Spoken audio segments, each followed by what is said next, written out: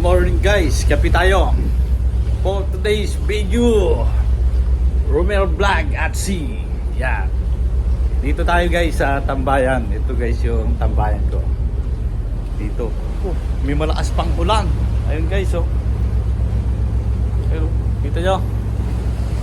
Ang lakas ng ulan oh. Yan, nasa likod na, parating na oh. Kita nyo. Kasi natakbo na kami guys. Are, punta na kami ng Brazil. Yan guys oh. Pero lakas ng ulan oh. Yan. Kaya sa isang araw makikita natin ang ganda ng Brazil. Yan tawag sa tourist spot. Yan. Kaya first time natin makakarating guys doon. Ni Romel Vlog. Yan. Maganda ng tanawin. Yan oh. So guys, thank you for watching Romel Vlog at Sea. Follow and share. Thank you.